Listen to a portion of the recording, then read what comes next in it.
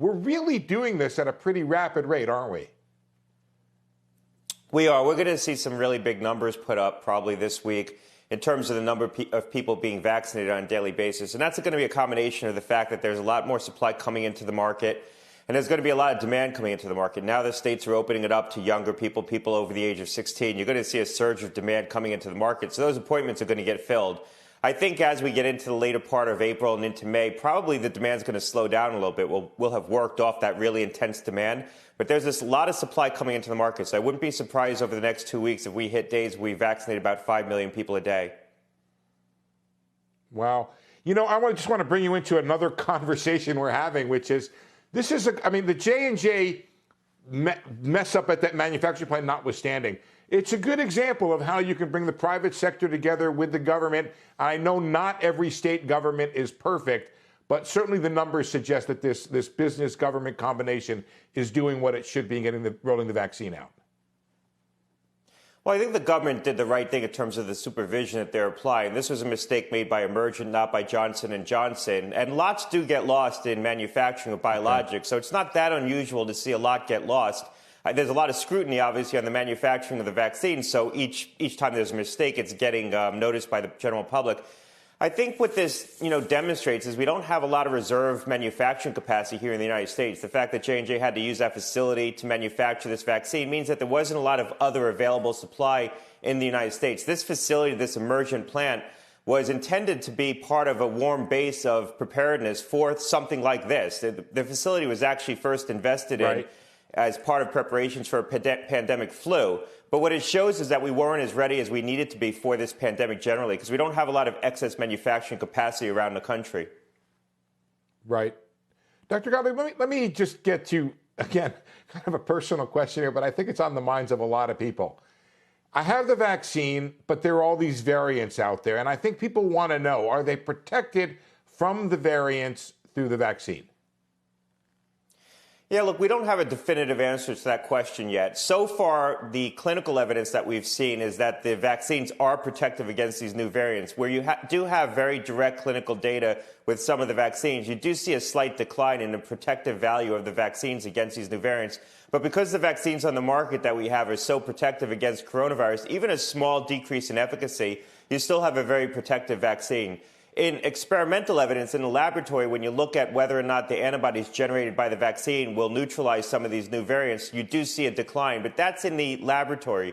In the real world, where we've gotten clinical data, we don't see that. We don't see a big effect. Now, that said, I don't think we're doing a very good job looking for this in the real world data. I think this is something that CDC should be very focused on, trying to sequence people who present with infection, either who were vaccinated or people who had prior infections get reinfected, to figure out whether or not people are getting reinfected with these new variants. So far, we're not seeing that on a wholesale basis, so we don't think it's happening. But we don't have really good ways to detect this, like what the British are doing, where they're following thousands of people who were previously infected and or vaccinated to see if they get reinfected. Final point, in the clinical trials, because we're continuing to follow these patients, as you noted, I'm on the board of Pfizer. Pfizer recently put out 6-month data from their original clinical trial. And again, you're not seeing real evidence that people are getting infected after getting vaccinated in a proportion that you wouldn't expect. I mean, some people will get infected after vaccination, a small number. You're not seeing it out of proportion to what we would have expected. Yeah, Dr. Gottlieb, it's Morgan, and you just touched on something key I was going to home in on with you, and that is reinfections, particularly of folks that have had COVID before, and maybe now they're catching a new variant. You're starting to see that in the midst of this talk, from some at least, that we could be poised for a fourth wave, even as we see millions and millions of Americans get their doses, get their vaccines right now. I wonder how you see that uptick, depending on the data that we look at and depending on the location in the country, how you see that uptick materializing right now, and whether it really is cause for concern. Yeah, look, I think that question about reinfection is really a critical question. So if we look at places where there's a surge of infection, Michigan, Minnesota, Massachusetts, if you want to explain that, you would explain it by saying, well, B117 got into those places early. Those are colder climates that aren't really benefiting from a seasonal effect like the South is right now. A lot of the infection that you're seeing is in younger people. Actually, the biggest component of the new infections in Massachusetts is 10 to 19. So it's probably a reflection that they reopened schools and social networks that were sheltered from the virus for a very long time now are being exposed to it. And mobility is way up. People are clearly moving around. They're not, adhering to the public health guidance as much as they were. That altogether can explain why you're seeing an upsurge in those parts of the country.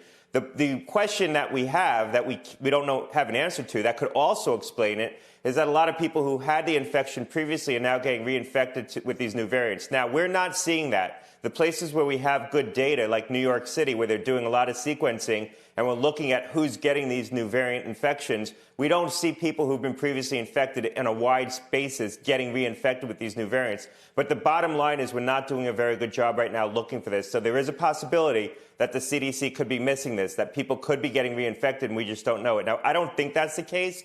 I think based on the data we have, we would probably start to see it, but you can't be certain right now. So, I would explain the upsurges that we're seeing the way I explained it, that this is a combination of the factors that I laid out, the variants, the seasonal effect, the schools reopening, people moving around more. And I don't think it's going to be the start of a true fourth wave. I think that this is going to be regionalized outbreaks, and hopefully we get beyond this as we vaccinate more. Shepard Smith here. Thanks for watching CNBC on YouTube.